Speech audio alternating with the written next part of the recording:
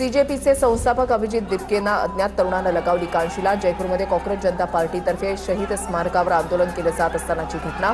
तरुण पळून गेला। दिपकेंचं लोकांना शांतता राखण्याचं आवाहन।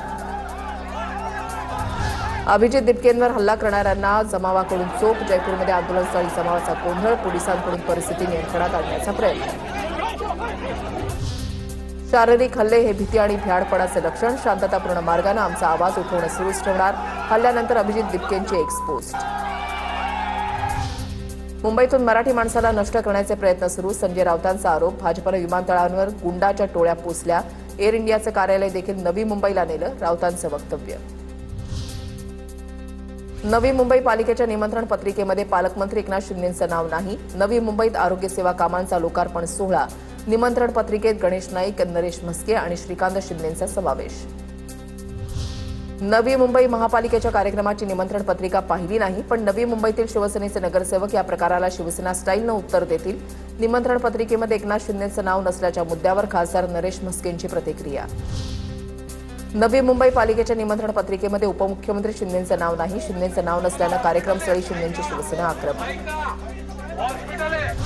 काही प्रश्न महापालिका आणि प्रशासकीय स्तरावरील असतात। प्रत्येक गोष्टीमध्ये माझं नाव ओढण्याची गरज नाही। शिंदेंना डावलल्याच्या प्रश्नावर मंत्री गणेश नाईकांचं उत्तर। भारतीय जनता पक्ष एकनाथ शिंदेंच्या शिवसेनेला गिळंकृत करायला निघालाय। नवी मुंबई महापालिकेच्या निमंत्रण पत्रिकेवर एकनाथ शिंदेंच्या नाव न टाकल्याच्या मुद्द्यावर हर्षवर्धन सपकाळांची प्रतिक्रिया। तर मोदींना रोखण्यासाठी राहुल गांधी हाच एकमेव पर्याय। पवारांच्या एनसीपीच्या विलिनीकरणाच्या चर्चेवर सपकाळांचं विधान। विधान परिषद निवडणुकीसंदर्भातल्या टॉप 9 बातम्या पाहूयात। यशोमती ठाकूर थोरातांना विधान परिषद लढवण्याच्या सूचना होत्या। काँग्रेसच्या वरिष्ठ नेत्याची टीव्ही 9 मराठीला माहिती। पटोले वडेट्टीवारांना जवळच्यांना लढवण्याच्या सूचना होत्या, सूत्रांची माहिती।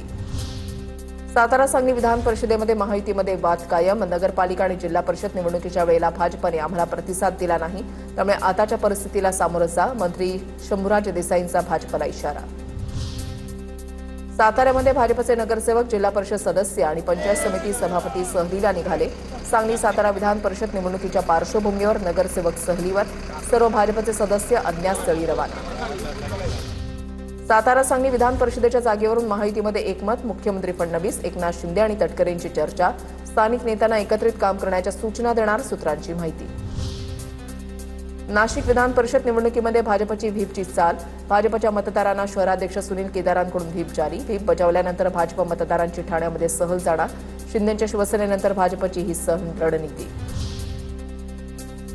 भंडाऱ्यामधील भाजपचे सर्व मतदार अज्ञातस्थळी रवाना। परिषदेची निवडणूक 2 दिवसांवर आल्यानं हालचालींना वेग। मतदानापूर्वी मतदारांना प्रशिक्षण देण्याच्या नावानं सुरक्षित स्थळी नेलं। आमदार नरेंद्र भोंडेकर प्रचारापासून दूर राहिल्यानं नाराजीच्या चर्चांना उधाण। महसूल मंत्री चंद्रशेखर बावनकुळेंकडून भोंडेकरांची भेट घेऊन चर्चा। रुसवा नसल्याचा भोंडेकरांचा दावा, तर महायुतीला पराभवाची भीती, पटोलेंचा आरोप। मंत्री छगन भुजबळांच्या संपर्कात कार्यालयामध्ये समीर भुजबळ, किशोर दराडे आणि नगरसेवकांची बैठक संपन्न। बैठकीमध्ये महायुतीच्या रणनीतीबाबत आणि धोरणात्मक नियोजनाबाबत सविस्तर चर्चा।